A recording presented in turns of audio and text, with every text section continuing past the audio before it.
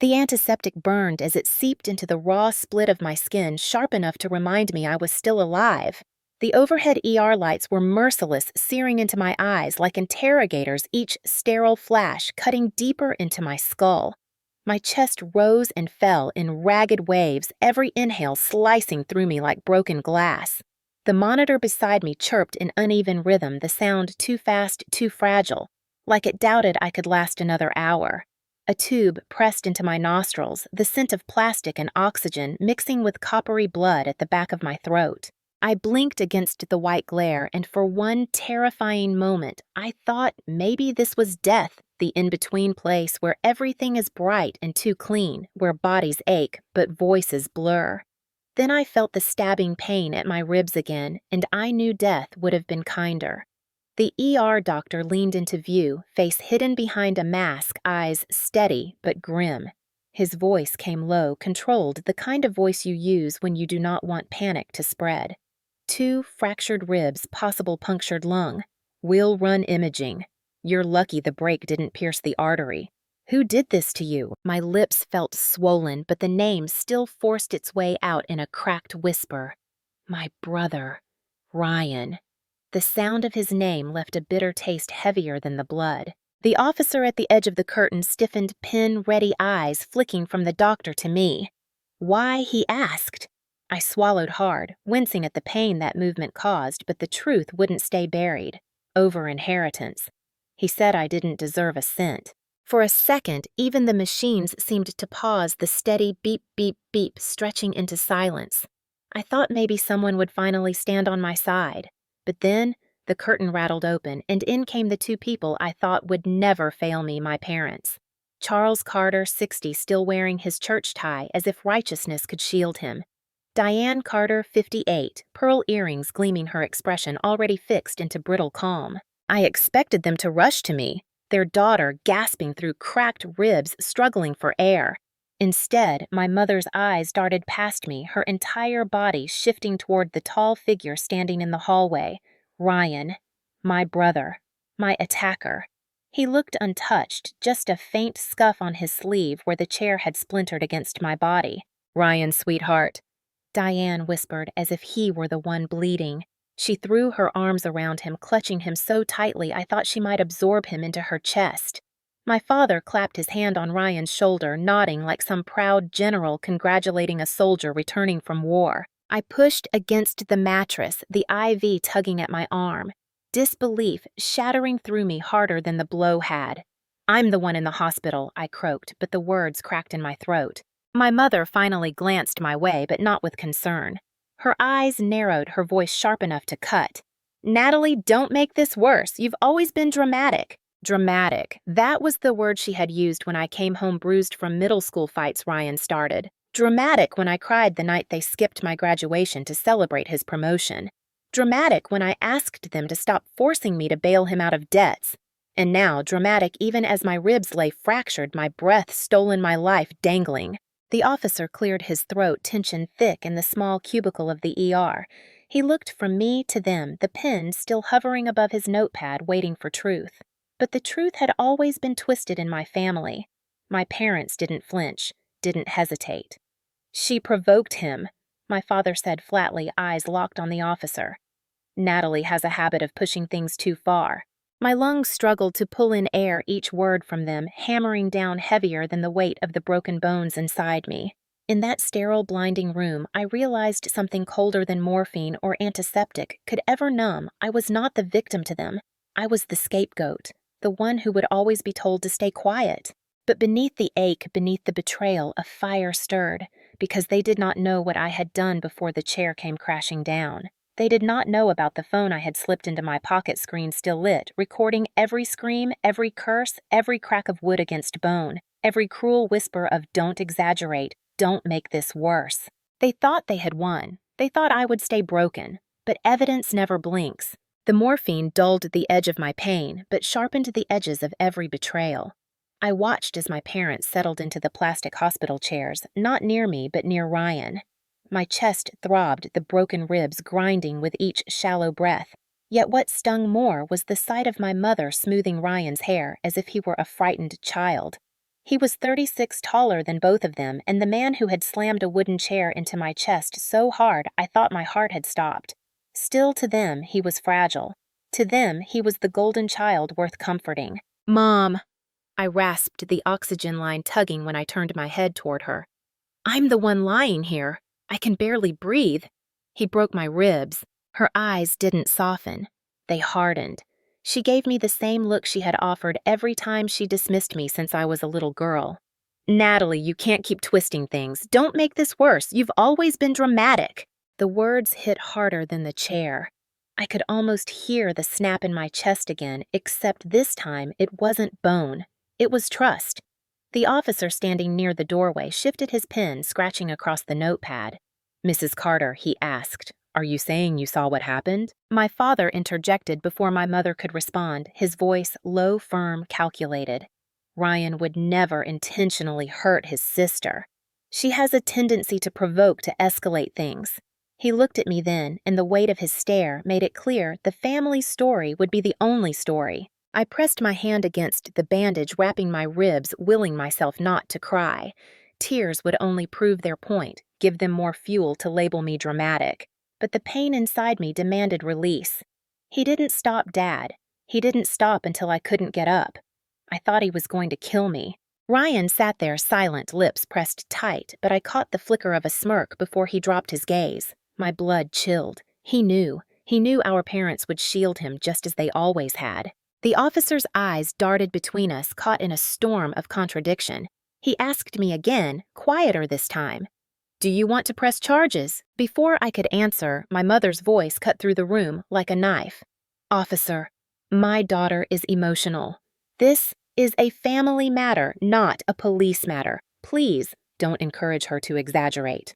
The audacity left me speechless, my body broken, my voice silenced, my truth denied. They had stolen my narrative before the ink even dried on the police report. But deep in my pocket, the phone was still there in evidence, its battery-warm screen black, recording saved.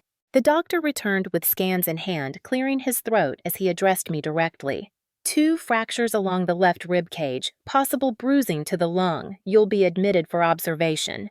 He glanced toward my parents. "Who will be staying with her?" A silence stretched cold and suffocating. My father's hand squeezed my mother's. Neither moved. Instead, my mother tilted her head toward Ryan. "He needs us right now.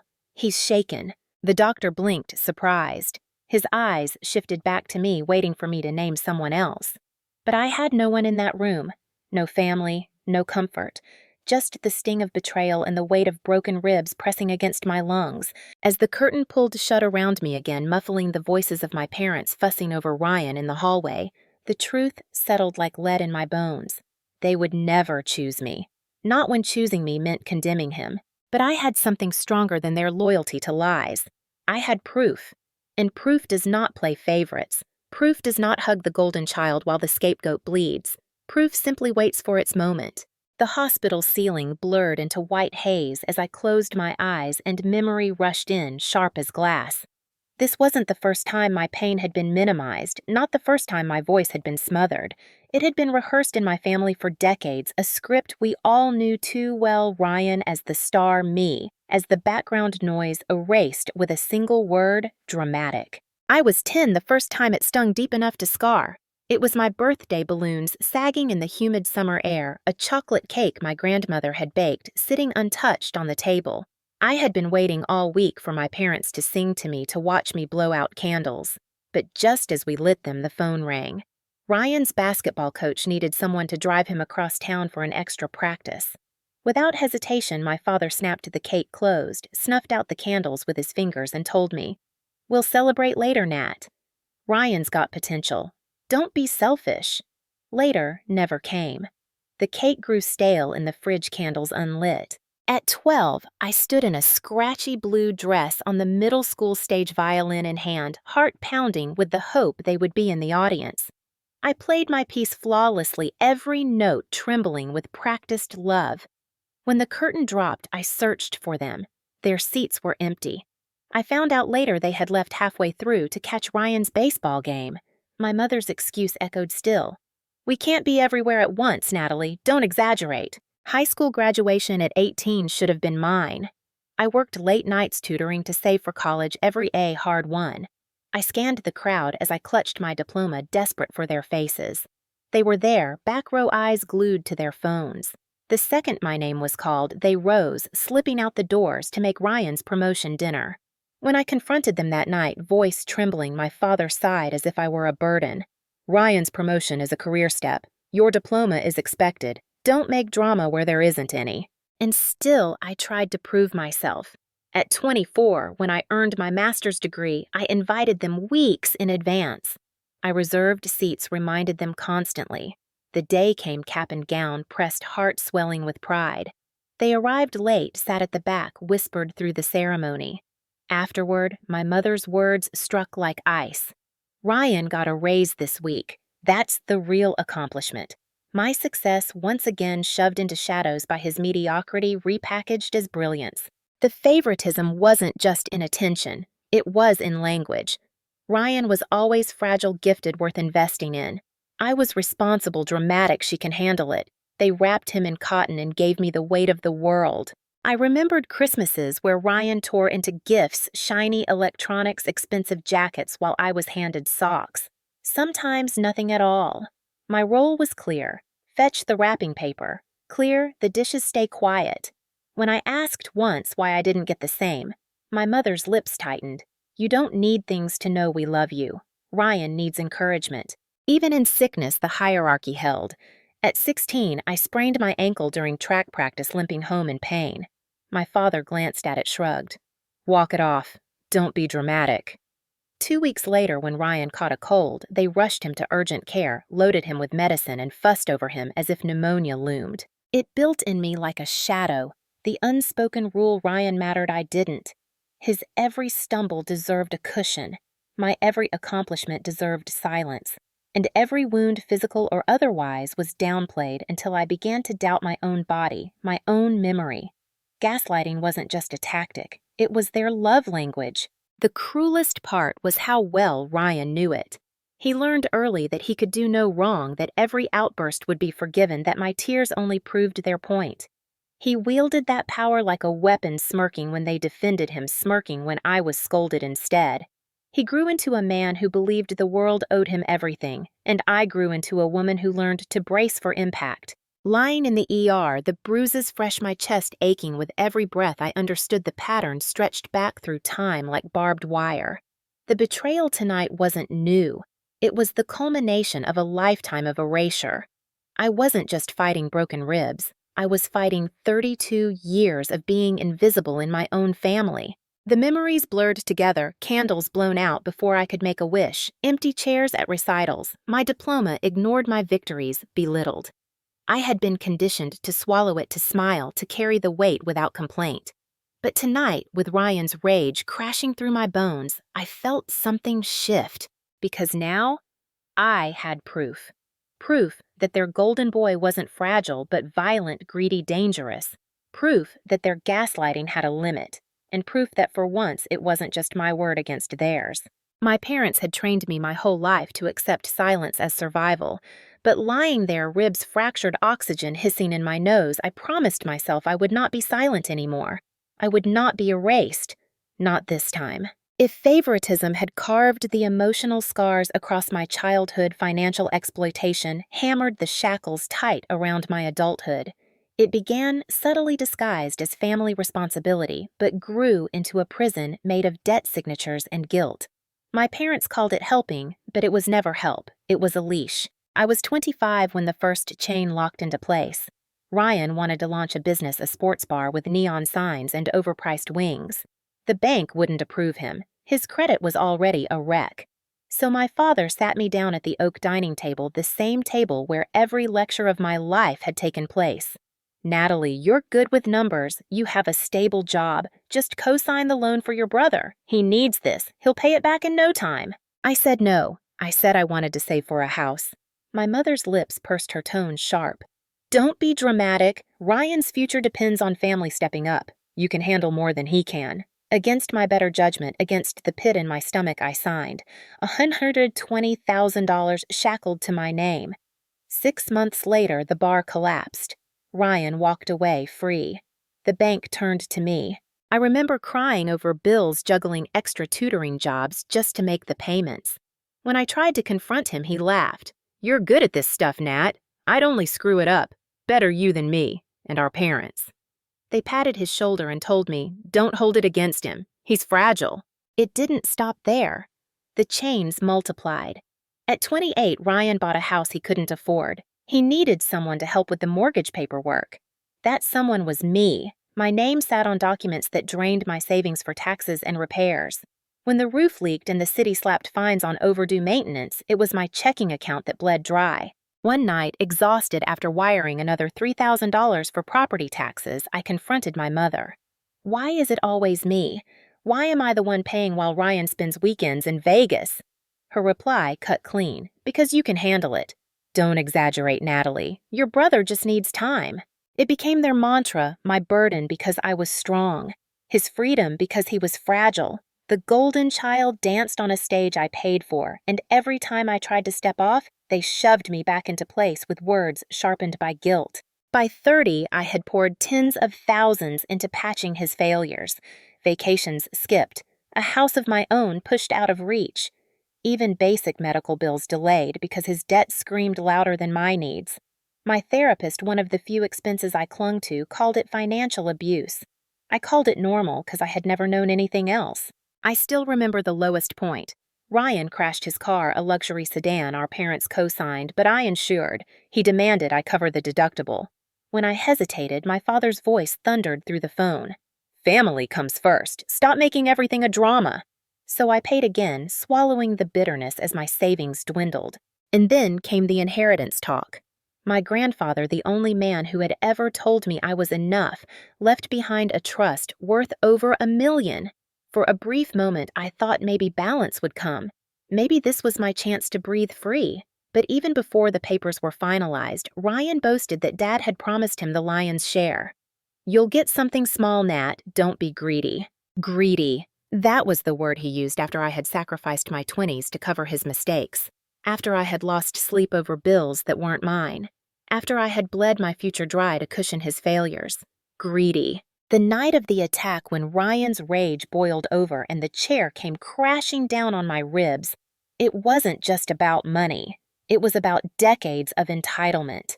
About a man raised to believe the world belonged to him and a sister raised to believe her suffering was the cost of peace.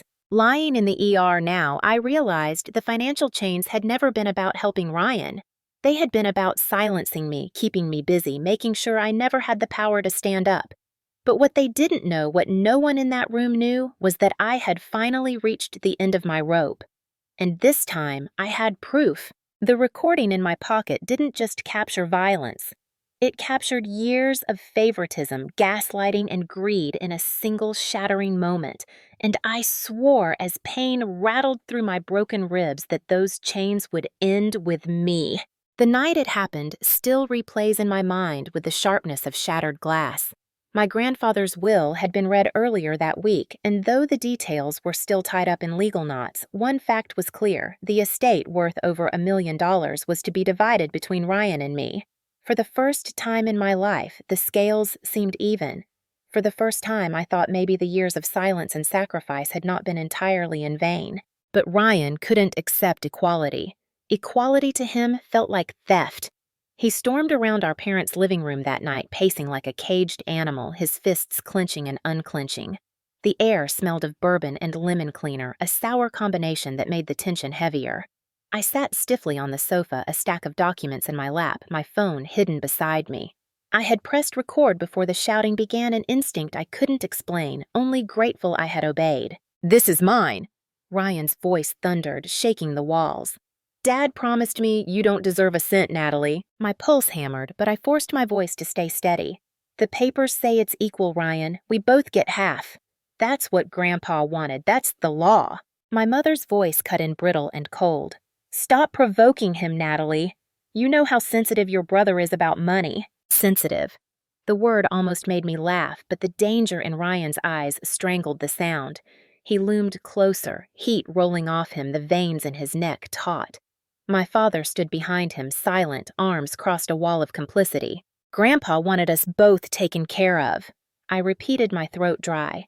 It's not yours alone. You've already drained enough from this family. That was the match. Ryan's face twisted, fury igniting in his eyes. Say that again. I shook my head. You heard me. He moved fast, grabbing the wooden dining chair near the table. The scrape of its legs across the hardwood screamed like nails against metal. Before I could even stand, the chair swung through the air. The crack of wood against bone echoed through the room, deafening final. Pain ripped through my chest, my lungs collapsing against themselves as I crumpled to the floor. Air vanished. Every gasp was a dagger. My vision blurred, stars exploding in the corners of my eyes. I heard my own choking sobs faint under the roar of blood in my ears. And then silence, not from Ryan. He stood over me, chest-heaving chair still gripped in his hands. The silence was from my parents. Not horror, not panic, but calculation. My father's voice was flat, almost rehearsed. Natalie, get up. Stop exaggerating. My mother dropped the words that had been her shield for decades. Don't make this worse. You pushed him. You always push him. I tried to speak, but the breath wouldn't come. I clawed at the air, my mouth opening soundlessly. The recording on my phone caught everything, the chair, the crack, the sob, their dismissals. Proof seared into digital memory, even as my own body betrayed me. The neighbors saved me. A knock at the door, sharp and urgent, followed by their voices calling out. They had heard the shouting, the crash, my cries. When no one answered, they called 911. I remember the blur of sirens, the EMTs flooding the room, lifting me carefully as every movement lit my ribs on fire. Ryan retreated to the corner, my mother's arms wrapped around him, whispering comfort.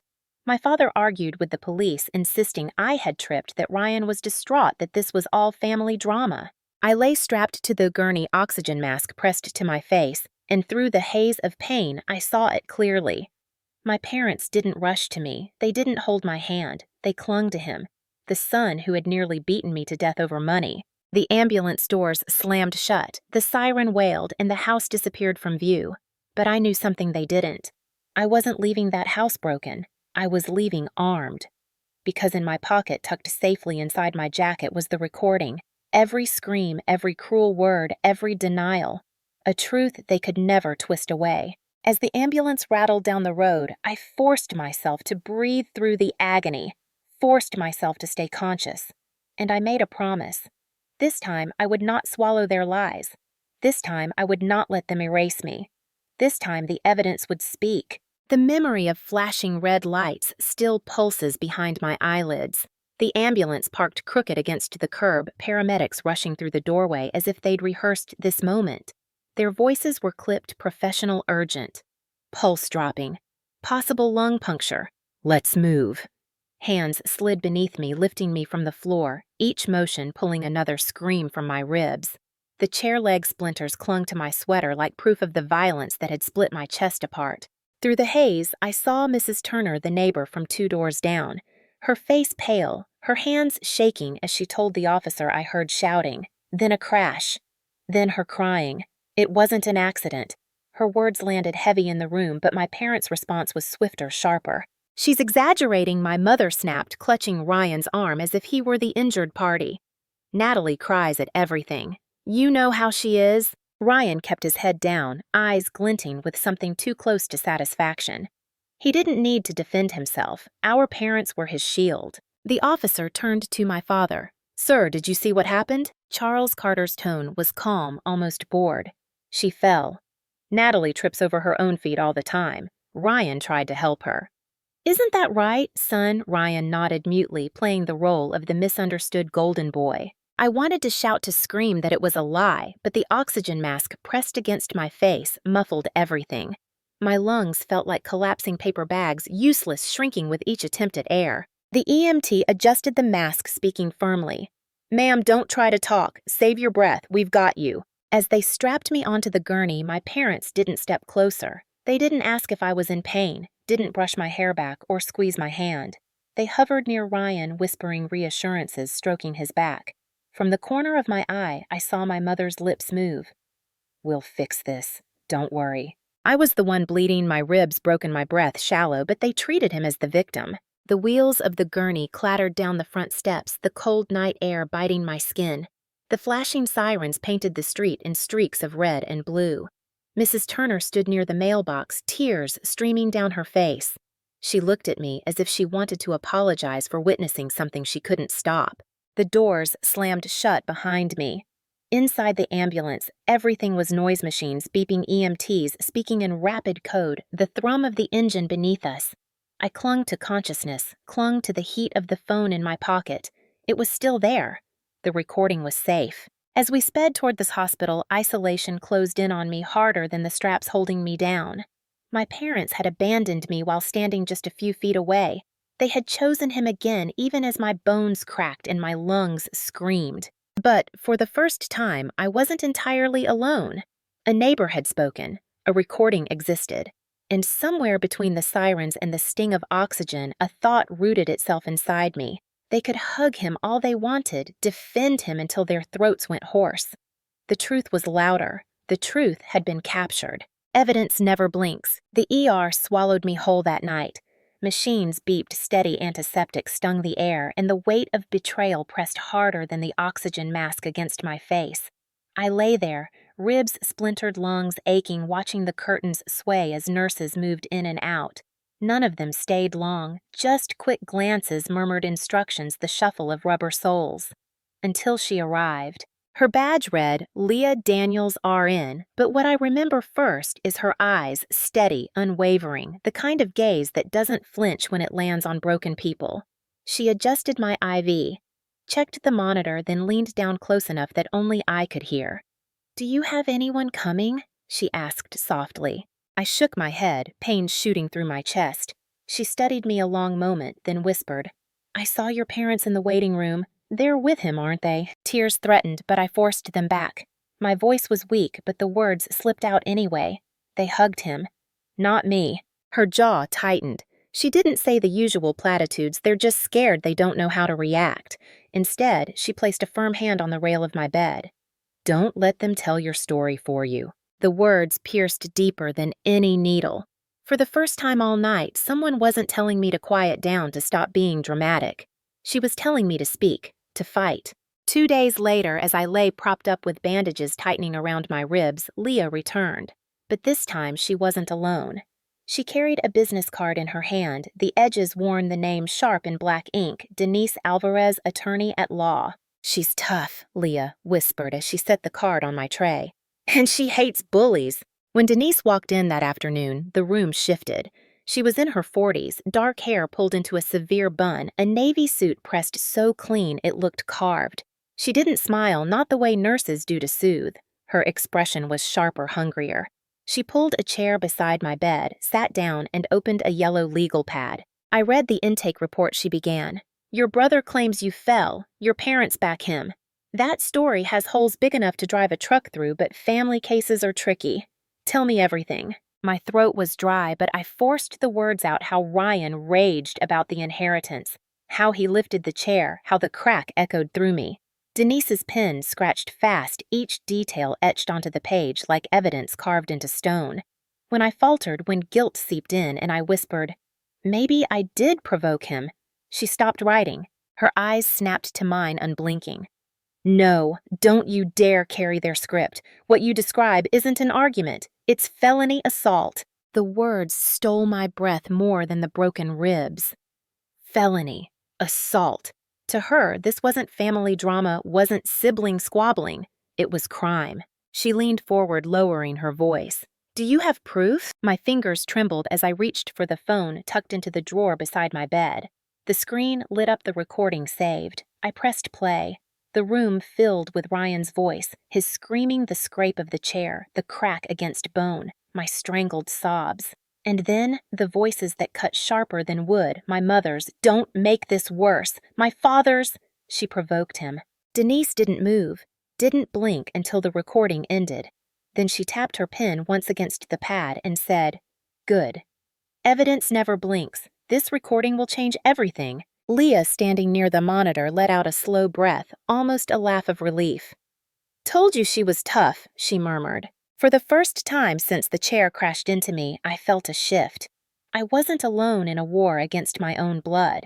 I had allies now, a nurse who saw through the lies, a lawyer who refused to let gaslighting erase the crime. Ryan had parents to hug him, defend him, shield him. But I had something stronger. I had witnesses. I had professionals. And most of all, I had proof. And this time, proof was going to be louder than family. The days blurred together under hospital lights, but Denise refused to let me sink into numbness. She came every morning in her tailored suit, legal pad in hand, questions sharp and relentless. Leah hovered nearby, steadying me when I winced, sliding a glass of water into my hand when my throat turned dry. Between them, I felt the first flicker of something foreign safety. Denise started with the obvious. We need medical records. Every scan, every x-ray, every note from the ER doctor. Leah, can you make sure those are pulled with timestamps? Leah nodded without hesitation. I'll get the attending to sign off. The bruising pattern alone proves it wasn't a fall. The next day, Denise placed the glossy black and white x-rays on my tray. Jagged lines marked the fractured ribs, each crack undeniable. Photographic evidence, she said flatly. Juries understand pictures. We'll also get photos of the bruises as they develop. The progression matters. Leah brought in a digital camera, snapping images of the purple bloom spreading across my chest, the angry red along my side, the yellow that later seeped in like rot. Every click of the shutter was a nail in Ryan's coffin. Then Denise asked, "Do you still have that recording?" I pulled the phone from my drawer, hands trembling. She transferred the file to her laptop, backing it up onto 3 different drives. This, she said, pressing play again, letting the room echo with Ryan's screams. The chair scraping the crack, my sob, my mother's cruel whisper, my father's cold denial. This is gold, direct audio proof. They can spin stories, but they cannot spin this. Leah's eyes were wet when the recording ended. It makes me sick, she whispered. But it's also undeniable. Denise leaned closer to me. Evidence never blinks, remember that. But she didn't stop there. She wanted more. What about money? You said your brother has leached from you for years. Do you have records? A bitter laugh escaped my cracked lips. I have receipts. I've kept everything. Transfers, loan statements, property tax bills with my name attached, all of it. Denise's eyes lit up. Good. That's a pattern of financial exploitation. It shows motive why he exploded over inheritance. It wasn't just greed, it was entitlement reinforced by your parents. I had never thought of it that way, but as she spread the documents out on the bed tray, it became clear. The story wasn't just about one violent night, it was about decades of theft disguised as responsibility. Leah added quietly, "Don't forget the 911 call. The neighbors heard the crash. Their statements will matter." By the end of the week, the file grew thick. X-rays with physician notes, photographs of bruises over time, the audio recording, bank statements showing thousands funneled into Ryan's debts, loan agreements with my name shackled to his failures, 911 transcript and Mrs. Turner's testimony about the sounds of violence. Denise stacked it neatly into a binder, snapping it shut with finality. This isn't family drama anymore. This is aggravated assault with financial abuse as context. Any jury will see the truth, and if the judge doesn't, the recording will leave him no choice. A shiver ran through me, not of fear, but of something close to power. For once, I wasn't the dramatic daughter, the scapegoat, the invisible one. I was a woman armed with proof. That night alone in the quiet hum of machines, I replayed the recording again. Not to torture myself, but to remind myself what was real. The sound of Ryan's rage, the snap of bone, the dismissal of my parents, it was all there, sealed. They couldn't twist it, couldn't gaslight it into fiction. I closed my eyes and pictured the courtroom. Ryan smirking, my parents nodding behind him, the same scene played 100 times in our living room. Only this time there would be a judge, a jury, a system outside the walls of my family's control. And this time, when the words "she's dramatic" spilled from their lips, I would not crumble. I would not doubt. I would let the evidence speak, because for the first time in 32 years, I had more than pain. I had a weapon, and I was going to use it. The courthouse smelled of polished wood and old dust, the kind of place where time seemed to hang heavy in the air. My ribs still ached under the stiff fabric of my blazer, every breath reminding me of the chair that had splintered bone. Leah sat behind me, her quiet presence like a lifeline. Denise stood tall at my side, binder in hand, her heels clicking against marble as if each step declared war. Ryan entered with the arrogance of a man convinced he was untouchable. His suit was too crisp for someone who had spent the last few weeks under investigation, and his smirk flashed as he scanned the room. My parents followed close behind, Diane clutching his arm like he was the one in need of protection, Charles whispering in his ear. They didn't look at me.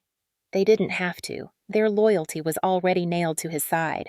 The judge, a stern man with graying hair and deep lines carved into his face, called the case to order. State versus Ryan Carter. Charge aggravated assault.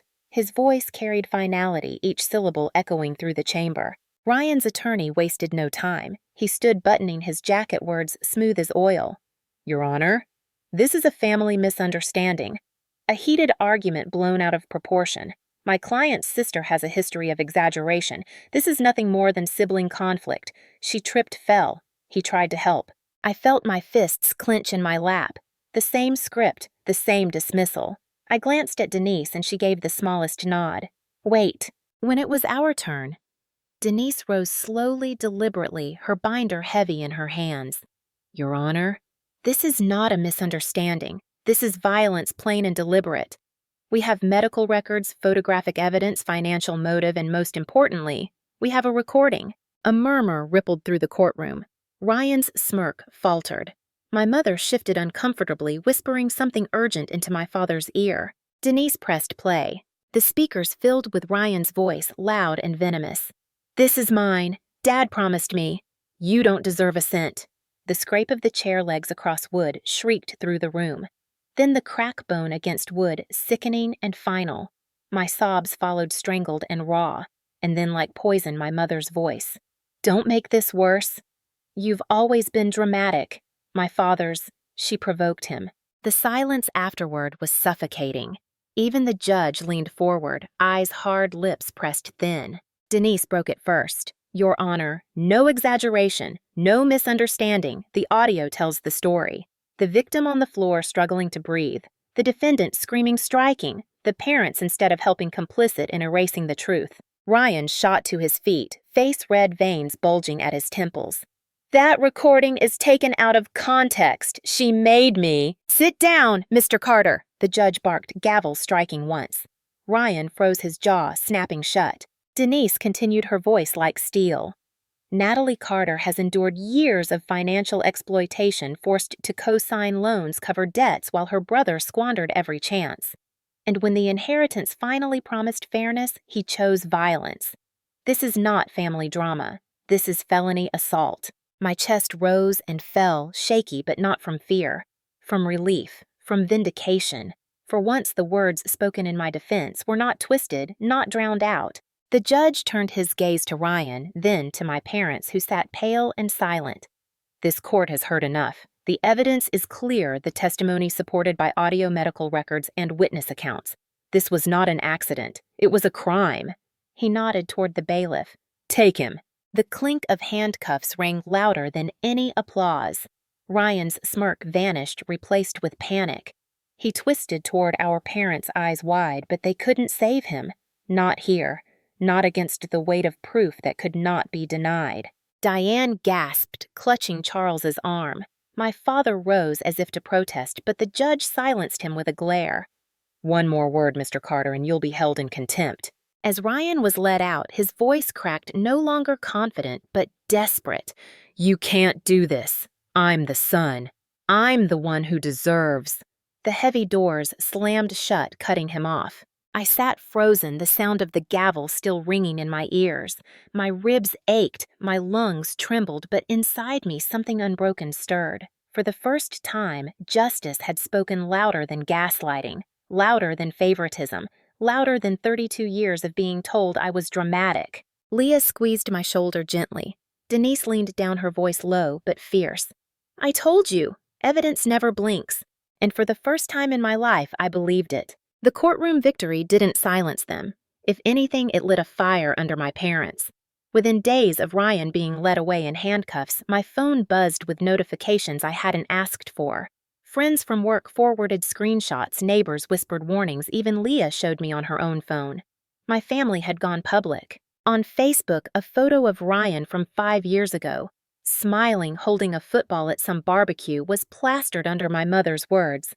"Please pray for our son. He's being unfairly accused." Some wounds in families should stay private. Natalie is blowing this out of proportion as usual. She needs help, not attention. The comments rolled in by the dozens. "Praying for you. Stay strong, Ryan."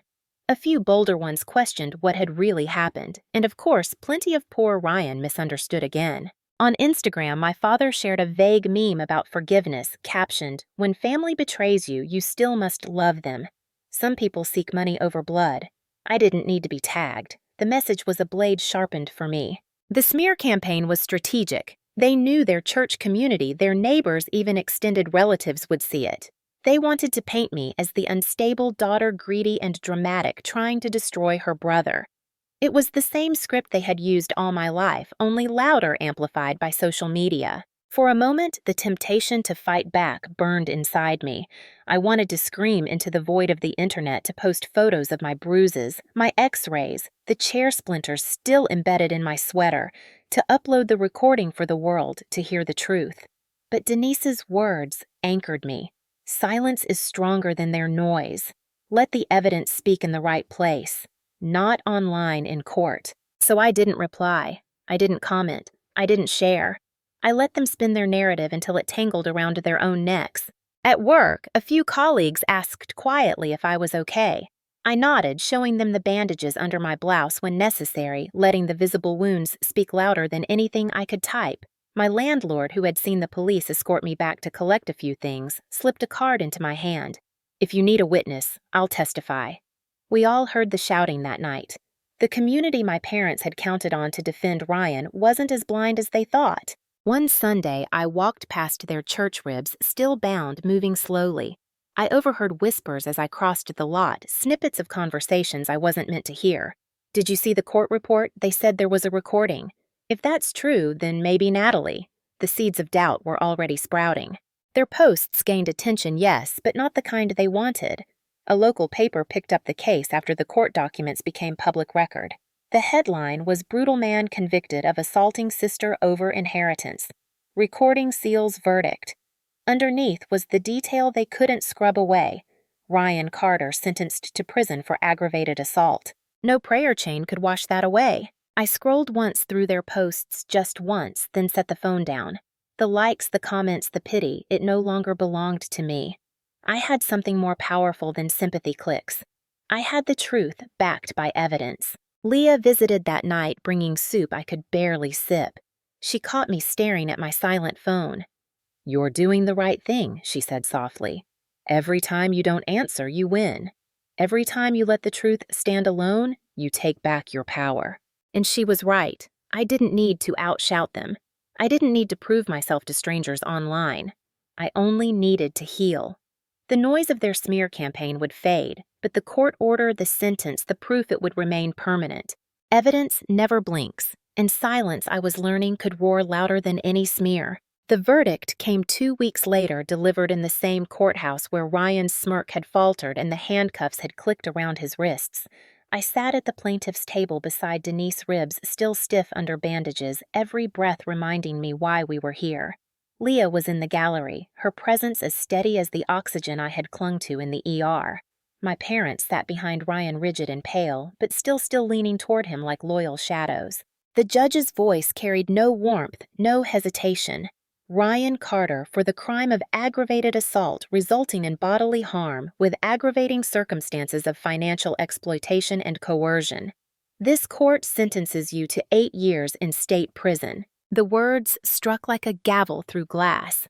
My mother gasped, clutching my father's hand. Ryan turned wild-eyed, searching their faces for rescue, but there was none to give. The bailiff pulled him to his feet, chains rattling, and for the first time I saw fear flash in his eyes. But the consequences didn't end there. Denise had filed motions tied to the inheritance and the years of financial entanglement. The court ordered a review of every loan, every co-signed document, every property tax receipt in my name. What my parents had framed as family responsibility now stood in stark legal terms exploitation. The administrator of my grandfather's estate testified next, holding a thick folder of trust documents. In light of the defendant's conviction and the evidence of financial abuse presented, the court has determined that Charles and Diane Carter are unfit to serve as trustees of the estate. Management will transfer to an independent fiduciary. My father's face drained of color. My mother's lips parted, but no sound came. For decades, they had controlled everything: holidays, celebrations, money, narratives. Now, in the span of minutes, control was stripped from them. The judge continued, voice cold as stone. The estate will be divided according to the original will. 50% to Natalie Carter, 50% to Ryan Carter. However, due to his incarceration, his portion will be managed by the fiduciary until further notice with strict limitations on access. The irony was bitter but satisfying. The inheritance that had nearly killed me would sit locked away from him, untouchable behind bars. My half for once was mine, untethered, unquestioned. Outside the courthouse, reporters gathered. Cameras flashed, microphones extended. Denise shielded me, speaking firmly into the cluster of noise. This was not a family squabble. This was a crime. Today proves that no one, no matter how protected by favoritism or denial, is above accountability. I didn't speak to the reporters. I didn't need to. My silence, my bandaged chest, the weight of Ryan's chains, they spoke for me. The social fallout rippled quickly. At my parents' church, whispers grew into judgment. Some congregants had read the court transcripts now made public. They had heard the recording themselves circulated quietly in inboxes and whispered meetings. The sympathy posts my parents had pushed online soured into embarrassment. You defended him, people asked. You called her dramatic while she lay in the hospital. Neighbors no longer waved as warmly when Charles mowed the lawn. Diane stopped hosting church socials. Too many people avoided her invitations. Their reputation, built on decades of appearances, fractured like my ribs had. Meanwhile, co-workers who once kept their distance leaned closer. You were brave, one told me in the break room. It takes strength to stand against family. Even my landlord, once skeptical of my constant financial juggling, now nodded with respect. You don't owe them anymore, he said. And he was right. The legal order severed me from the mortgage tied to Ryan's crumbling house. The bank withdrew my liability from his loans. One by one, the chains I had carried for years snapped free. But the clearest consequence was Ryan himself, transported from courthouse to prison, his shoulders hunched, his arrogance stripped bare. He would spend years in a cell, years he once believed were owed to me. My parents didn't follow me out of the courtroom. They stayed behind, clinging to each other in the empty pews, their golden child shackled and gone. For the first time, I didn't look back. Justice at last wasn't a dream or a plea. It was a sentence etched into record, a trust fund safeguarded, a family myth shattered under the weight of evidence. And standing in the sunlight outside those stone steps, I felt my lungs expand, not fully healed, not yet, but freer than they had in 32 years. The silence in my apartment after the trial was not the kind that haunted. It was the kind that settled like a warm blanket, broken only by the hum of the refrigerator and the distant sounds of city life outside my window.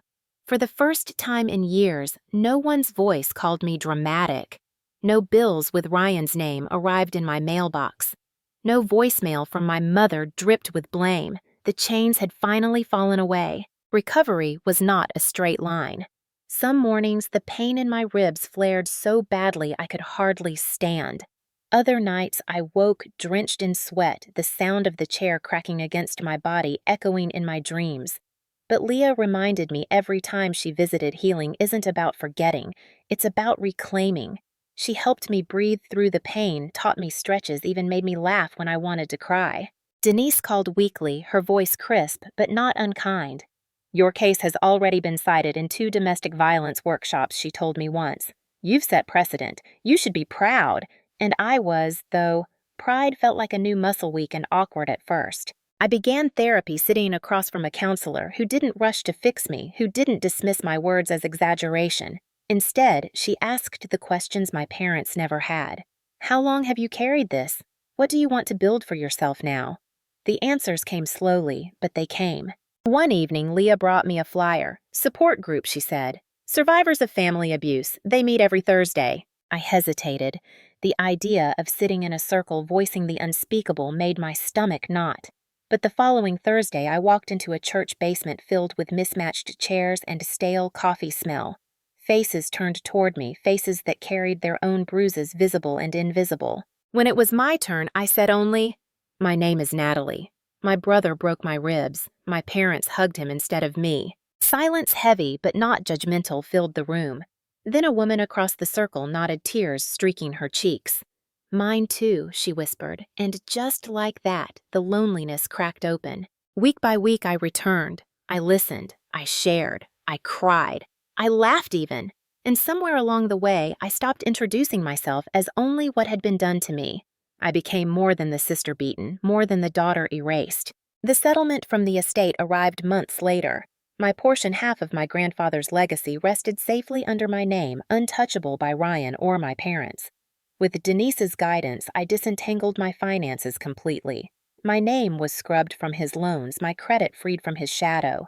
For the first time, every dollar I earned was mine. But money wasn't the true victory. It was choice. Choice to live without their grip. Choice to define family not by blood, but by presence. Leah and I started something small but powerful, a group we called Quiet Strength.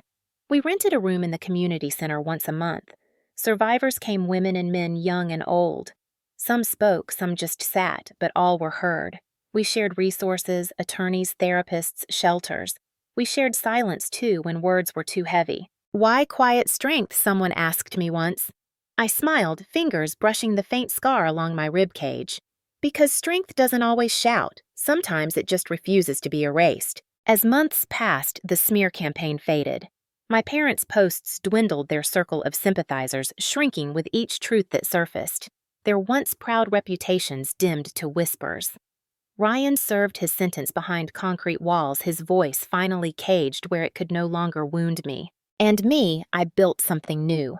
A life with boundaries firm as steel, friends who felt like family, a voice no longer trembling. The last time I walked past my parents' house, the curtains were drawn. I didn't stop. I didn't knock. I didn't need them to open the door, because I had opened one for myself. Healing didn't mean pretending it never happened. It meant owning the scars, both visible and unseen, and still standing taller than before. And as I looked around a Quiet Strength meeting one Thursday evening, faces leaning toward mine, eyes finding courage in my story, I realized something profound. Family is not who shares your blood. Family is who chooses your survival. And I had finally chosen mine.